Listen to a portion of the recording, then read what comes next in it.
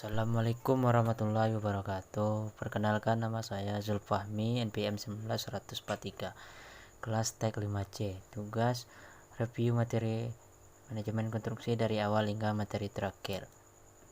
Manajemen konstruksi adalah yang dilakukan proses manajemen, yaitu perencanaan, pelaksanaan, dan pengendalian terhadap kegiatan proyek. Proyek adalah suatu keseluruhan aktivitas dengan menggunakan sumber untuk mencapai kemanfaatan atau benefit. Ciri-ciri proyek: memiliki tujuan khusus, produk akhir atau hasil kerja akhir, 2 jumlah biaya, 3 bersifat sementara, 4 non-rutin atau tidak berulang-ulang. Contoh proyek: 1. Pemindahan massa, 2. Perubahan massa, 3. Pembenahan prekas, 4. Penurunan benda berongga, dan lain-lain. Beberapa macam proyek. 1. Pekerjaan proyek konstruksi tidak pernah mengalami hal-hal yang sifatnya rutin. Tidak ada dua proyek yang sama. Kita masuk ke bagian pengertian organisasi. Kegunaan organisasi, workflow, bentuk-bentuk struktur organisasi. Organisasi adalah kumpulan orang-orang yang dikoordinasikan aktivitasnya agar tercapai tujuan organisasi.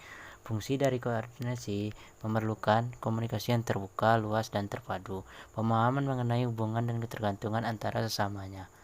Kegunaan struktur organisasi: memberikan gambaran pembagian tugas serta tanggung jawab kepada individu ataupun bagian, menggambarkan gambaran hubungan pelaporan secara resmi dalam tingkatan hierarki, menetapkan pengelompokan individu menjadi bagian organisasi dan bagian menjadi organisasi yang utuh, menetapkan sistem hubungan sehingga tercapai komunikasi, koordinasi, dan integrasi segenap kegiatan organisasi.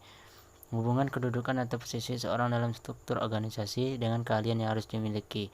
Teknik lebih tinggi daripada manajemen, dan manajemen lebih rendah kedudukannya daripada teknik.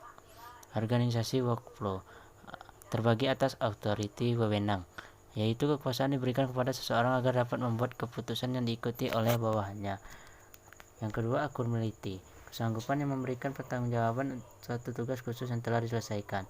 Yang ketiga, responsibility, yaitu kewajiban dari seorang dalam organisasi agar dapat efektif dalam melaksanakan tugasnya. Yang keempat, kepercayaan.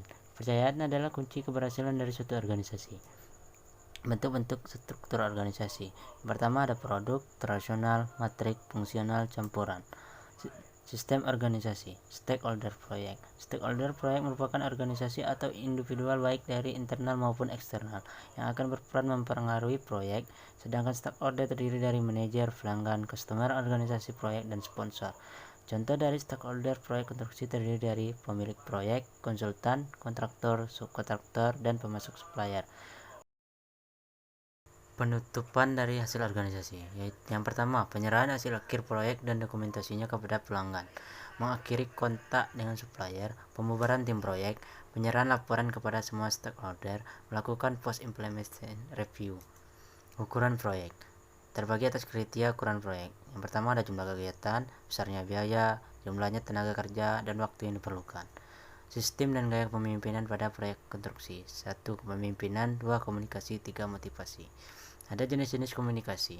Komunikasi menurut cara penyampaian ada komunikasi lisan dan komunikasi tertulis atau non-lisan. Dan komunikasi menurut perilaku terbagi atas komunikasi formal dan komunikasi informal. Dan komunikasi menurut ruang lingkup ada terbagi lagi menjadi komunikasi internal dan komunikasi eksternal. Macam-macam gaya kepemimpinan: otoriter, bebas, demokratis. Sistem kepemimpinan ada manajemen transaksional, manajemen karismatik, dan manajemen visioner. Sekian dari saya, terima kasih. Jangan lupa like, subscribe, and comment.